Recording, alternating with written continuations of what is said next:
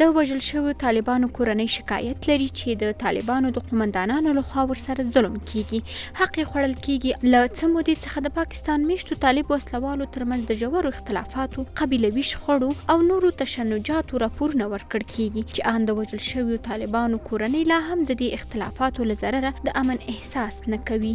د طالبانو د یو قومندان خپور شوي غږیز پیغام کې د القاعدې او نورو بهرنیانو د ملاتړي قومندان ملا عدالله اخوند د کورنۍ د خراب اقتصادي وضعیت شکایت کړي او ویلي دي چې د طالب مشرانو لخوا ورته پاملرنه نه کیږي. یاد غږیز کلیپ کې د صادق په نوم یو طالب قومندان چې د طالبانو د دوو نورو وژل شویو قومندانانو د یتیمانو پالنه هم ورتر غاړې ده، وایي ډیره هڅه یې کړې چې د طالب مشرانو او ملا هیبت الله سره د وژل شویو طالب قومندانانو د کورنیو او نورو ستونزو په اړه وغږیږي، خو له پرلپسې هڅو سره نه دی توانېدلی. نوموړي دې غږیز کلیپ کې ویلي چې یو شمېر طالب مشران او قومندانان د عادي طالبانو د احساساتو څخه په ګټې اخیستنې خپلو نارواوو موخو ته کار کوي.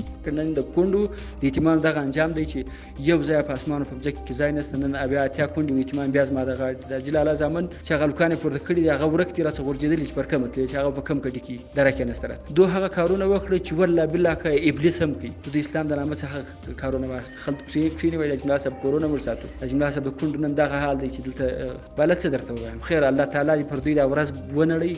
د چارو یو شمېر کارپوهان هم د طالب مشرانو ترمنځ خپلمنځي اختلافات مني او وایي چې د سولې بهیر تیزیدا سره دا اختلافات نور هم زیاتېدای شي. دوی وایي د قطر له تړون وروسته د حزب الولایه په نوم د طالبانو څخه یو ډله جلا شوه او د حالاتو سره نورې ډلې به هم د القاعدې او یا هم نورو وسلوالو ګروپونو سره یو ځای شي. د کارپوهانو په وینا د سولې د امتیازاتو ویش لپاره به هم د طالبانو مشرانو ترمنځ ناندرۍ زیاتېږي.